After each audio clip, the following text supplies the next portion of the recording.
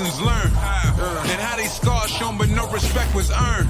You choose not to live your life, well that's your concern. But death come for all, my nigga, we all get a turn. How many niggas be the same when that court adjourned? Tell the devil he... Welcome everybody to the Hatchett's Way podcast, season 3. I hope you guys are doing well. I know you are, because you're here with us. Great episode for you today. First of all, we are sponsored by the best notary business training school on the planet, the Notary Business School. Go check us out. Check out our 2 through 12K program. Today we're talking about family, credit, college, 9-to-5, mentorship, money, real estate, and self-storage facilities. My man Ramil, what's up, Pimpin'? I'm blessed, man. Good to see you. Good to meet you. Yes, sir. My man's been tearing up the web. He was referred by Brandon Wigley. Shout out to my man Brandon Wigley. Great guy who everyone needs to know. Tell people who you are in your words, kind sir. Yes, sir. So, Ramel Newworlds, 30 years old, born and raised in Brooklyn, New York. Shout out to Brooklyn. Yep. Story like anybody else, coming from the bottom, welfare, food stamps, you name it, right? But growing up, my mom, she was an entrepreneur, so I seen that hustle side from her. My dad, he worked in 9-to-5, so I just had to pick my lane and which avenue I wanted to go in.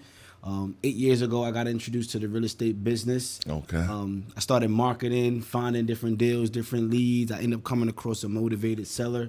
Okay. Where they was going through a pre-foreclosure. So Brooklyn, brownstones, they go for a lot of money. So I got this brownstone under contract for $590,000. Wow. But I didn't have the money at the time, which is why I teach people how to do real estate with no money down, because I started out with no money. Okay. But I was trying to get approved for the mortgage. I couldn't qualify. So what happened was I went to like 50 real estate meetups. So I would go on Eventbrite. Really? And I would type in real estate meetups. 50? Yeah. I would just go to a bunch of different meetups, bring my business card, introduce myself so I could find a business partner, right? So I ended up finding a mentor. She connected me to a capital partner. The capital partner came in on a deal with me, put the entire $590,000 up. I had to just give him 50% of the profits. We put about $40,000 into that property, sold it for $1.2 million. Oof. Made 6 figures, my very first deal in real estate. Damn. And the rest is history. At this point, we got over 300 units, and I just, on a mission to impact the world. Damn. And that's it. That's a cold way to start. Yeah. Let's talk about that 50 meetup grind. So here's something that's not talked about a lot, and it pisses me off, is the skipping of the work. Everything's a skip. I need to skip this. Now, I have a good life. I have a good life, and I show some of it sometimes. But it takes work to get there. Facts. What was that 50 meetup grind like? So I was working at Pepsi at the time, working at a 9-to-5. 9-to-5 and going to these events after work. Going to these events after work on the weekends. Typically, it was like Sundays and Saturdays. I would go to these meetups, and then sometimes Thursday, Friday, right? Okay. But I knew that I didn't want to settle at that job. Every day I went into the office, I had somebody else telling me when I was going to go to the bathroom, if I could take a break, and I didn't like it. So I was doing everything in my power. So during that time, I knew that it was a great deal because I had investors that was offering me a $100,000 assignment fee where they were going to take the deal from me and give me $100K.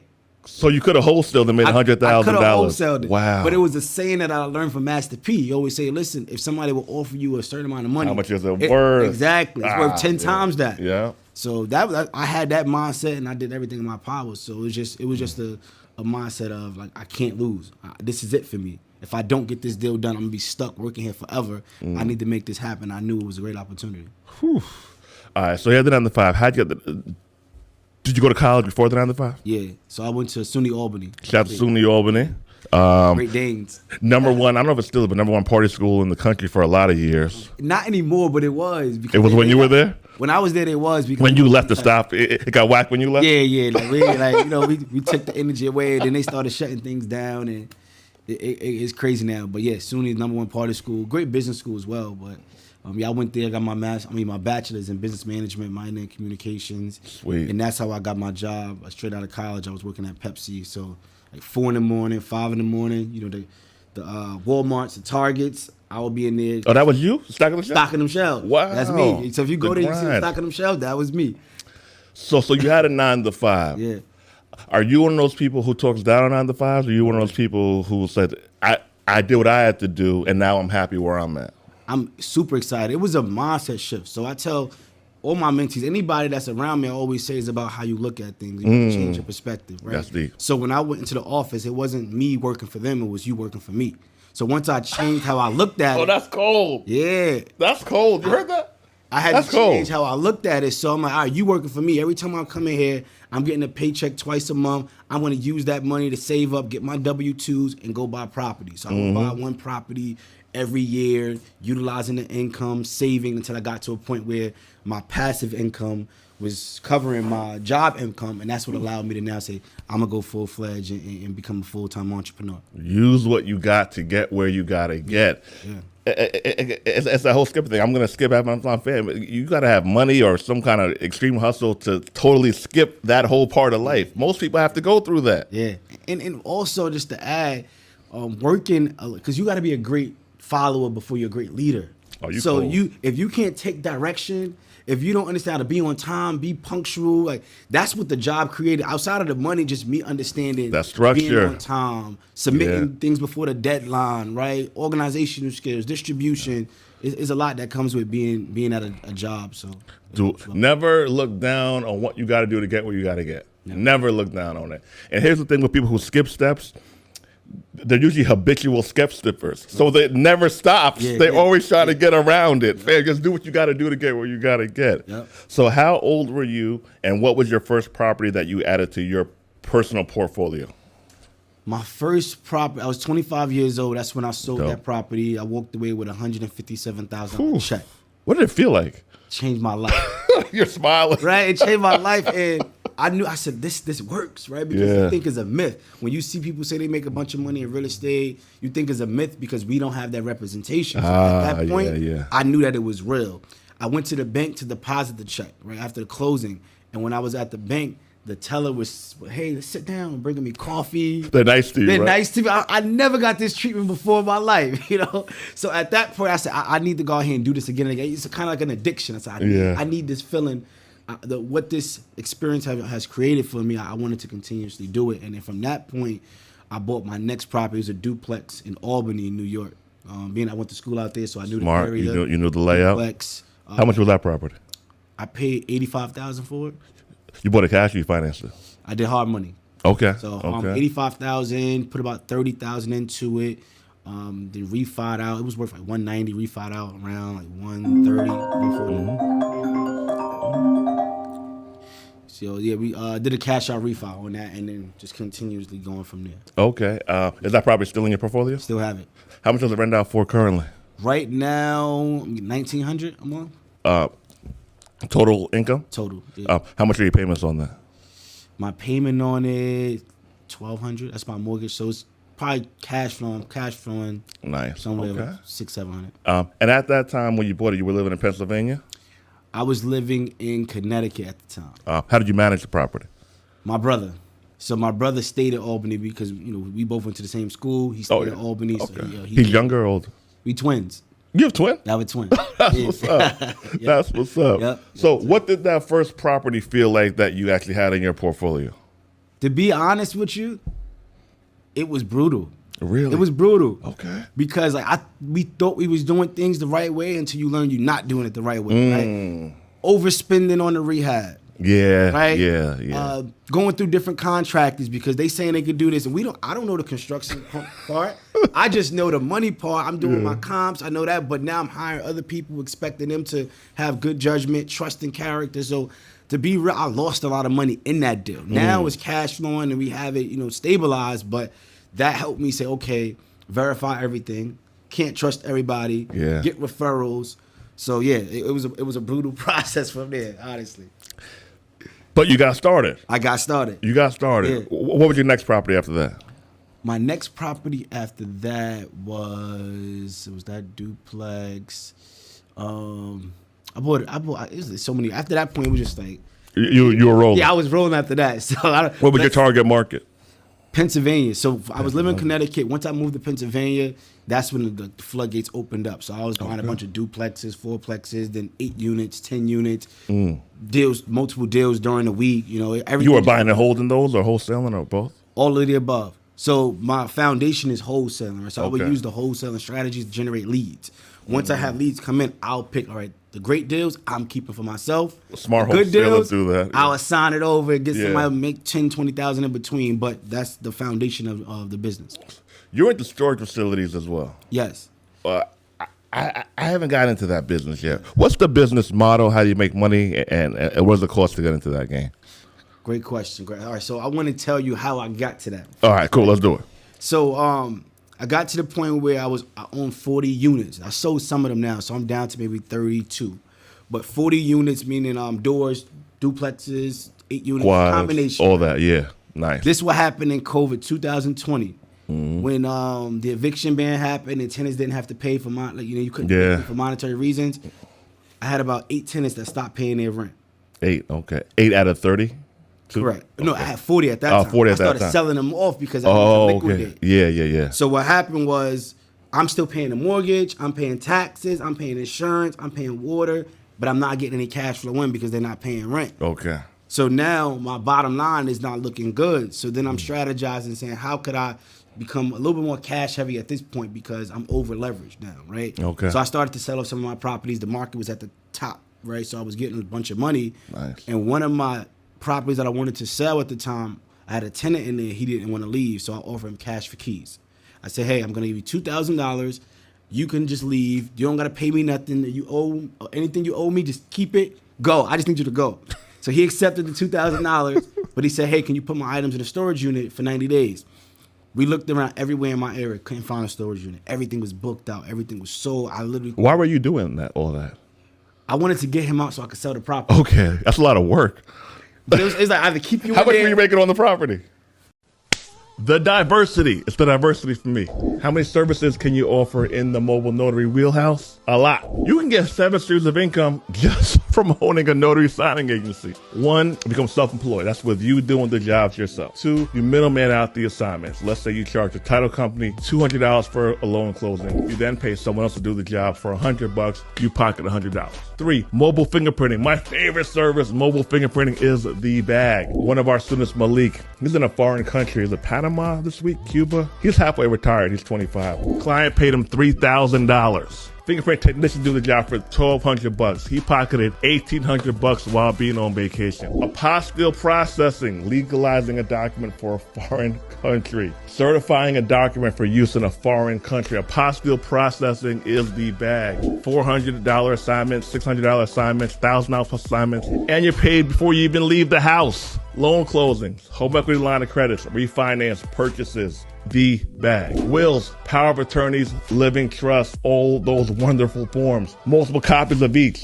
That's easily $200 plus per appointment just for those services alone. Estate plan documents are the bag. As I went through the list, there are so many numerous ways to make money by owning a notary signing agency. I was in a negative because he wasn't paying me. When you sold it, I mean, or when you I gonna sold sell it, I sold it at $135,000. Nice. Yeah, I sold him at $135,000. So Okay. that's why I was like trying to get him out. Yeah. $2,000 was nothing to get you out. Yeah, If to I'm make gonna 135. Exactly. Yeah, that's a win. Exactly. Yeah. Right. So that was my whole approach. But once I realized that all the storage units in my area was sold out, that's when the light bulb hit. I said, I need to figure out There's a demand. what's going on here. I never thought about that. I need to get into this business. So I started YouTubing, Googling, doing my research. Then I got into a mastermind, self-storage mastermind, flew out to Arizona, How much did that cost? $25,000. That's important. Okay, keep going. But we're gonna come back to that. $25,000 for this mastermind. But I understand the power in mentorship, and it was something new. Being in the room. I learned so much about the business, and that's what helped me go buy my first facility, which was an 88-unit storage facility. So I paid $750,000 for that. Right. Wow. I paid. Now I'm looking back at it. I think I overpaid a little bit. Right. Okay. But the beautiful thing about self-storage is you think about FHA for residential, where you come in 3.5% down. Self-storage, they have the SBA 7A loan. So the SBA 7A loan, Small Business Administration, is specifically designed for newbie self-storage investors. The reason why I love it is because they finance you up to 90%. So all you got to do is come to the table with 10%. So with a $750,000 facility, $75,000 down with fees, closing costs, you had about $87,000. Damn. Wow. Okay. What kind of payments are That's Are they? It's like 3,500. 3,500? How much is the cash flow? It's cash flowing. Yeah, like $4,000. I think like $4,000 right now net a month. $4,000 net profit on towards facility. 10% down. Yeah. What FICO score is needed to get the SBA? 650. That's fair. 650. So that's what I'm saying. It's very friendly, right? 650 FICO. You know, you don't really need to have experience. You just have to have good credit and have some tax returns and income to support it. Just in case the storage facility's not, bringing in cash flow, you can support the payments. How come more people don't look into storage facilities as a business? I don't know. That's why I've been screaming it to the top of my lungs. Because this is why I love it, right? So the first facility, now I have over 300 units, so I'm cash flowing way more. But that facility, my first one, obviously is always a learning curve, right? How could you get better? The biggest thing for me was I wasn't chasing people for money, right? Because no people lived there. No tenants lived there. Yeah. When a tenant leaves, I don't have to redo kitchens, no bathroom, no plumbing. It's literally... I never got to talk to anybody. Nothing. So your peace of mind is beautiful, and you're still making money in real estate. So you still get the still in the real estate game, the tax. You own the land. Appreciation. You still get all of the ownership, but without the hassle of people living there in the day-to-day of managing tenants. Does it go up in value too? Absolutely. The land, you own the land, you own the facility. I need a storage facility. Yeah, listen, we got to talk. We do. Absolutely. You said something, you said a lot of important things. You said that you paid $25,000 for mentorship. Yeah. I don't know many people who make over $50,000 a month who haven't paid for some kind of accelerator, workshop, mentorship, mastermind, and what have you. Why do some people not want to pay to be in the room and learn from experts? Wow, that's a deep question.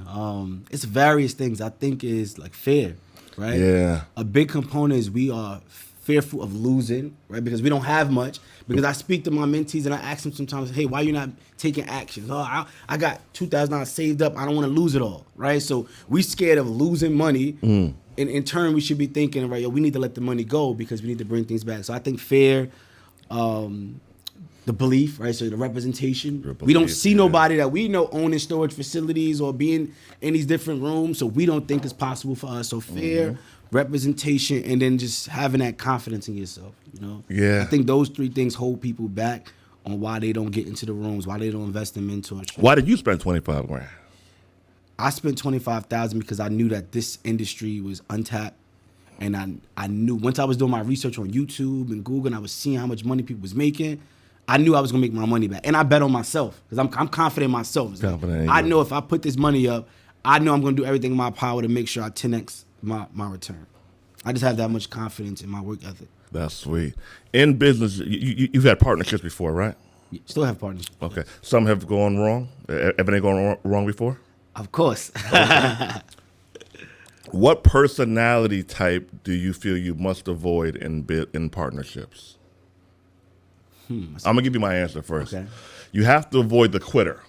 The quitter is the person who habitually quits when things get hard. They skip to a new business because it's sexy on Instagram and Facebook, and they're looking for what I call the new car high, the new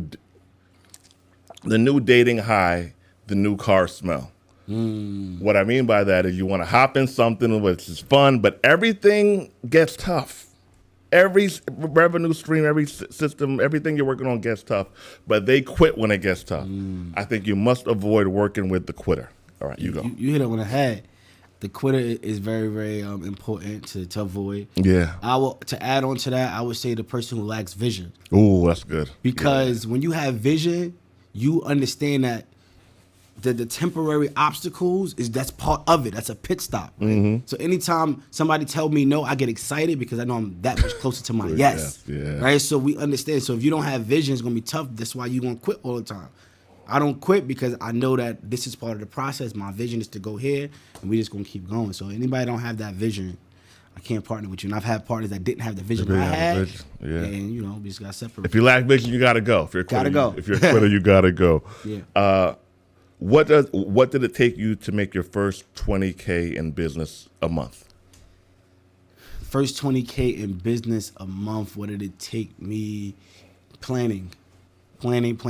I think people just underestimate the power in having a strategic plan, right? Mentorship, right? Because some part of your plan is having somebody else tell you, "Oh, this is the shortcut," right? Because we gonna go into something that we don't know. So I'd rather pay somebody else who's been there and you tell me the shortcut. So that's what I did. I had to get a mentor. Mentor told me, listen. Paid mentorship. Paid mentorship. Paid mentor. Paid. I'm going to pay you so you could tell me how to do it faster. Okay. All right. You could tell me how to do it faster.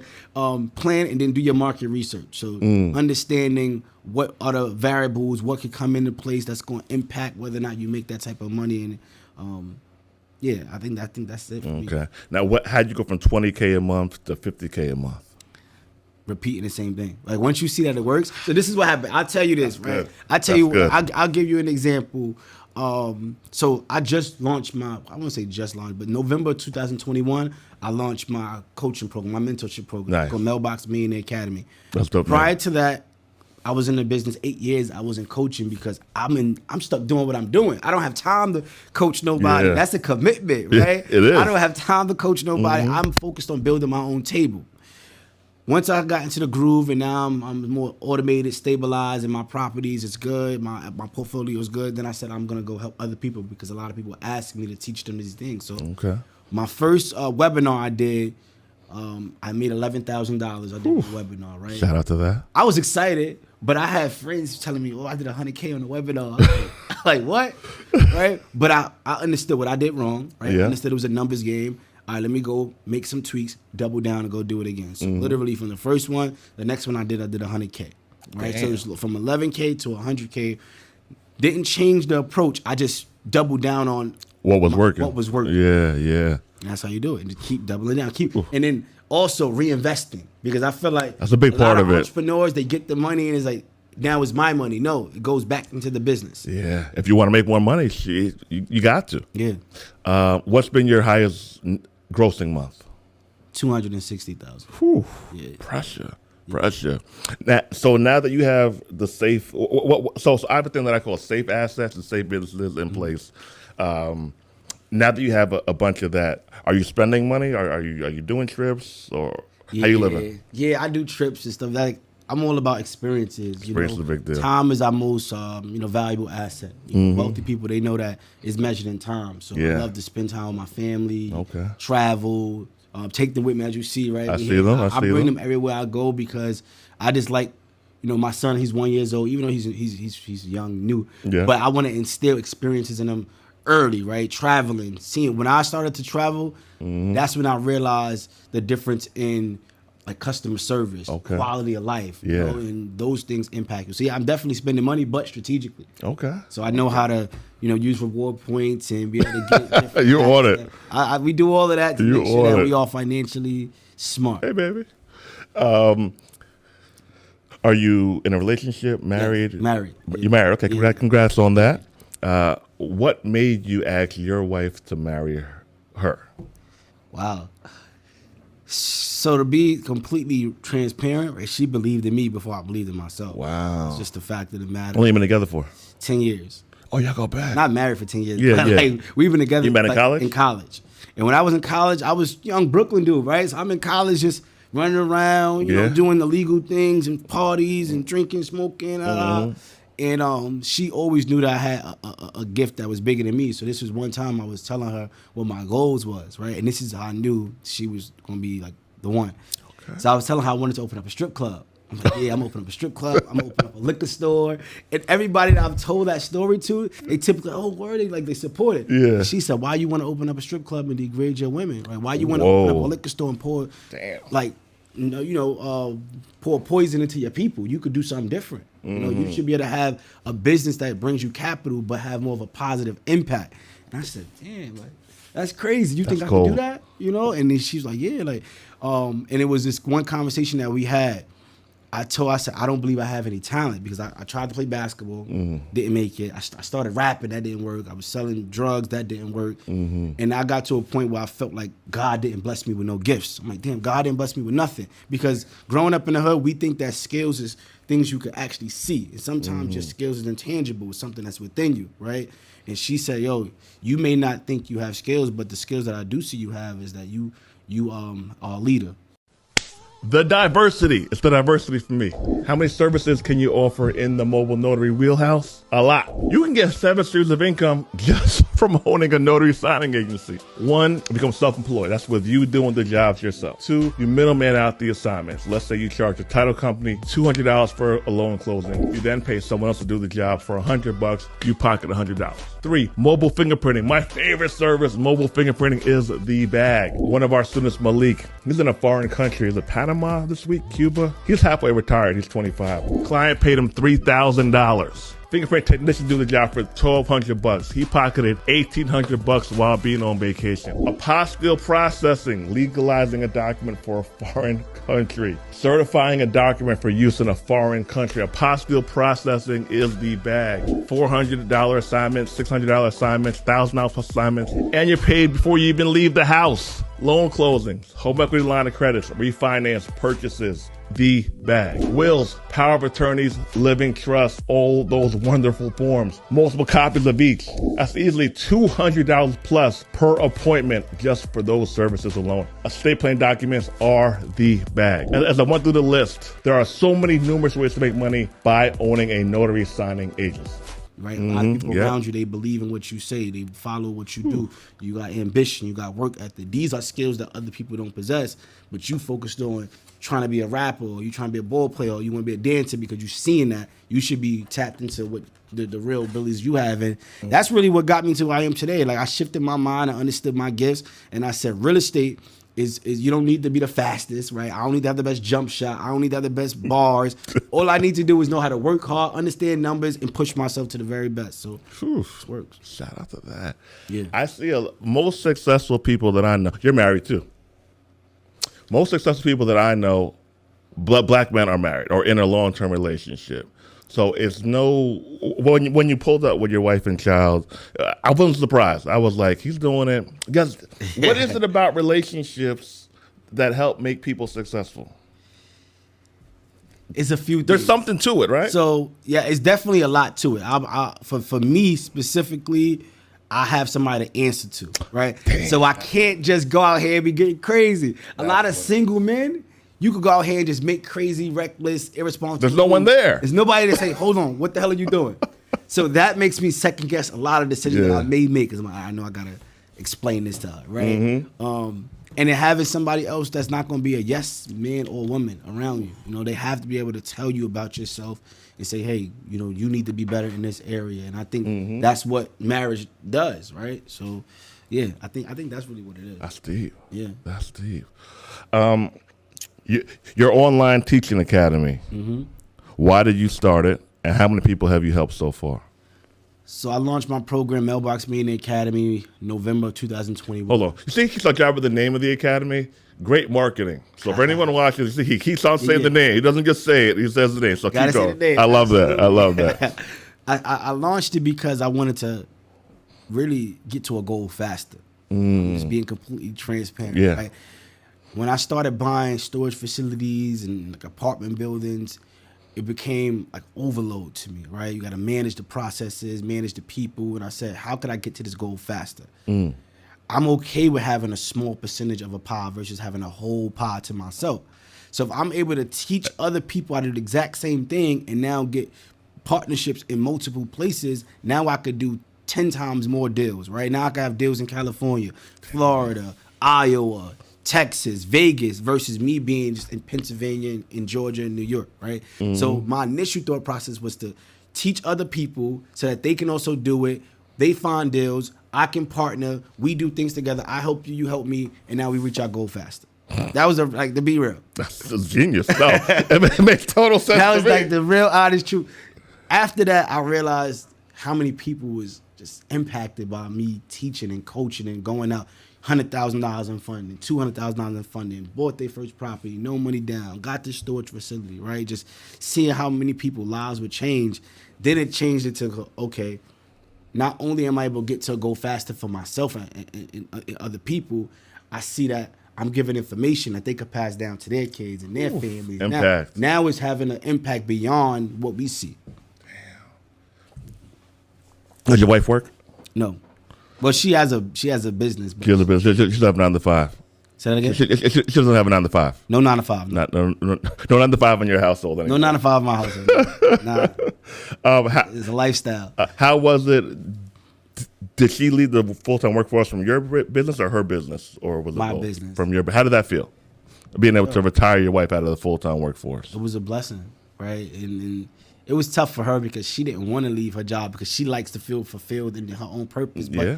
it's like my lifestyle doesn't fit for a 9 to 5. Just to be honest, because we get up, we travel, got a deal here, or listen, somebody called me and says there's a deal in Vegas. I got to get on the flight and go. Mm-hmm. We need to be equipped with the mobility to move around. And if you got to go in Monday through Friday, that's not going to work for us. Yeah. So it was a conversation of, all right, listen, these properties right here is yours. The cash flow is going to take care of you, and then whatever you make is just additional. But this is your properties. So that just felt good knowing I could give assets away. This is yours, and we good. And I respect. We want to keep going. I respect it. You were asking me a question before we started. Yes. So I'm like, this is something I always thought about. I'm glad I get to ask you in person because I see you teach how to make money, starting your own notary business. The Notary Business School, the best notary business school in the world. See, I'm learning from you. There we go. How do you make millions of dollars? Not even say million. How do you make 6 figures, right? Yeah. Okay. Making that in a notary business, and how did you get started in it? Cool. So how did I get started? My boy Ricky Simon, shout out to the great Ricky Simon, taught me mentorship while I was 23, 24ish. I got a couple of properties under my belt. I had a 9 to 5 working with special needs children, and I'm a practical guy. I'm a simple guy. I only do simple. If it's complicated, I don't do it. I don't hang out with complicated people. Some other friends, some friends in comments said that he shows up somewhere, he makes $35, $100. He's there for 5 minutes, 10 minutes, 20 minutes worth of work. I was like, what are you talking about? So I immediately said, I need to talk to Ricky. Yeah. I shadowed him for a day. I saw him make like $350 at the time. I was making $100 a day, working all day. He was in there 10, 20-minute appointments. I was like, this is it. So I got into it because low startup costs under $500. You could be your own boss. You could middleman some jobs. So how does that work? If a title company gives you a contract and they give you closings, let's say for a refi on a property for $200, I then find other notes. Other guys to do it for $100. I make $100 for not doing the job. I middleman the assignment. Oh, I wholesale the closing. Ooh. I wholesale the closing. I like that. So that was it. Simple, low startup cost, no degree required. So you basically saying you outsource the work. So like now I do that full time. Title company come to you and say, hey, we have these closings. We need you get somebody else to go there and you just give them a portion of it. Yeah. You take it and then you really not doing that in his hands. Bingo. And it's not the title companies. It's the general public, people who need affidavits notarized, wills, power of attorneys, fingerprinting, apostilles. There's a lot of work in the notary industry that's untapped on. So that's how I started. How do you make money? There's a lot of money to make. So if you think about it, me owning a signing agency now, the whole country is my client base. Right? The entire country. Yeah. California, New Hampshire, Maine, Florida, same system, same formula. If I just need the people to call me first. Gotcha. So let's say that we charge the client $200. I pocket $100. 5 of those a day is $500. And what work you doing? You're not just 5 times 7, $3,500 a week. Wow. And keep on going. So even people do a part-time, even on the low end, we have a 2 through 12K club, right? So on a low end, people make $500 a week who don't take it that serious, maybe part-time hustle. But on a higher end, people are making 10, 12, 14K a month plus. Ooh. So anywhere between that range is what I tell people that is what they can expect to make if they follow through. You got to follow through. This isn't totally passive. You got to put up some work. But there's a lot of money to make in the notary industry. But that's why I started. I've been doing it 16 years. Wow. No, yeah. That's amazing because you never see those things, right? And I use notaries all the time, but then they'll charge me $10, $20 to stamp some, like each paper, and I would think how many papers, but I wouldn't look at the grand scheme. And here's where you make the money as notaries. You travel to the clients. Okay. We make our money by traveling to the clients to make their lives easier. So people who either need us or want us to make their lives easier. So if you're in a nursing home, and you're getting your wills and living trust and all that stuff in order, you can't go anywhere. So they happily will pay us $200 to show up there for half an hour worth of work. And I started teaching in 2015. I've helped over 300 people make $100,000 a year consistently, and we've probably helped over $30 million or so over the past since 2015 with our students. Shout out to you. Yeah, I appreciate that. Shout out Appreciate to you, that. man. That's dope. Yeah, so I, like you, do things that are needed. Yeah. I don't need a lot of fancy stuff. I have fun with my fancy stuff, but my work life is not always fun. Sometimes it's stagnant, and it's very routine, but it pays. And I think more people would be successful if they just did what worked for a while, then go do the fancy stuff. Yeah, after they retire their wife, after they got this stuff popping, then go be fancy. Yeah, they want instant gratification. Man, skip that. It doesn't work. They want it I tried it. It never worked. Nah, I don't. It don't work. No, that's great. That's great to hear. And that's things. So I love it because we always count ourselves out, right? We don't think we could do certain things. And yeah. I guess what certifications do you need? Do you need any licenses? Yes. So every state to become a licensed notary public, you do have to get a license through the Department of State. Right, so if you go to the Department of State website for your state, some states have a test, some states don't. That's how you get your license. But to own the company, you don't need a license to own the company. You can have people work for you who are licensed and just subcontract out the jobs. Same way as wholesaling. I like that. Same way. We're gonna have to talk. I want to start that. All right, you help me, I'm gonna help you. All right, let's do it. So great talking to you, brother. Great energy. I'm very happy with your success. Happy for you. What words of wisdom do you have to our up and coming entrepreneurs?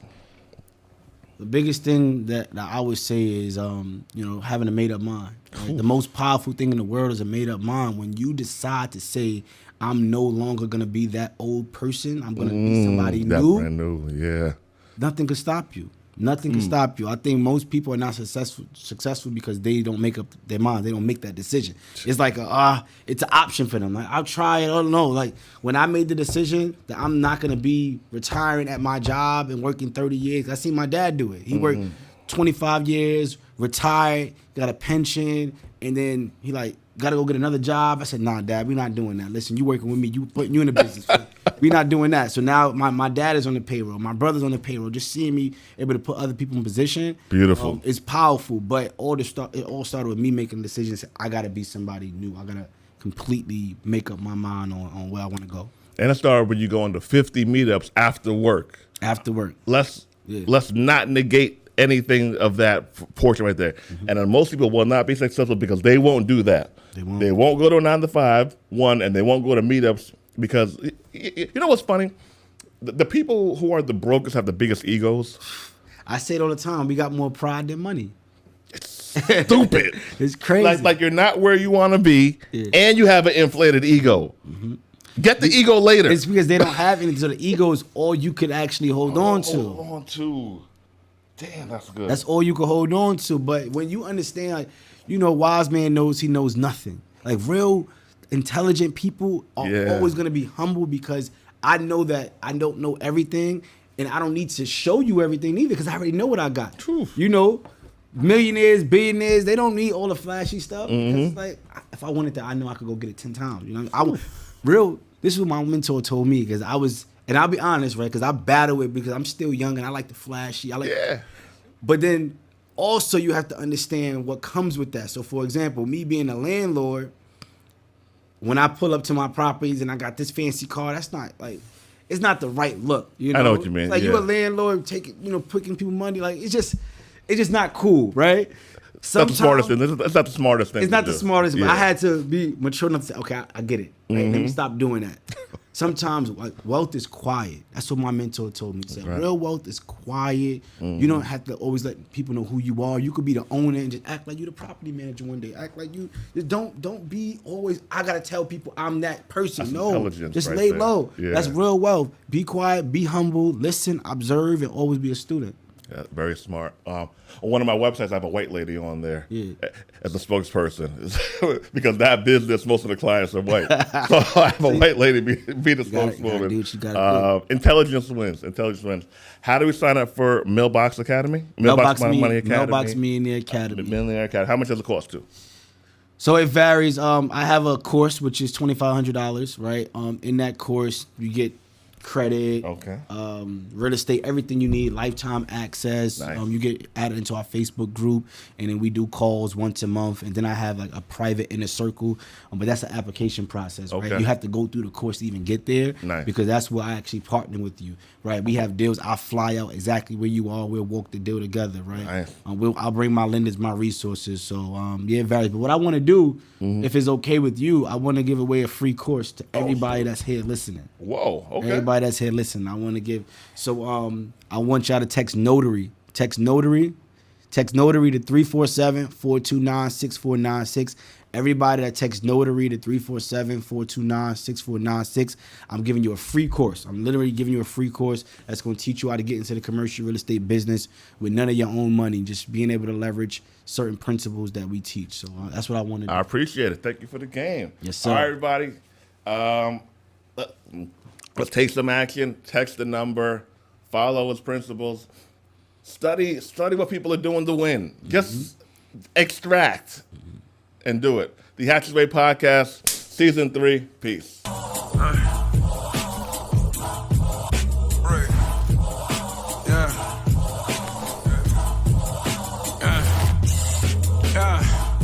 How these losses given but no lessons learned, and how these scars shown but no respect was earned. You choose not to live your life, well that's your concern, but death come for all, my nigga, we all get a turn.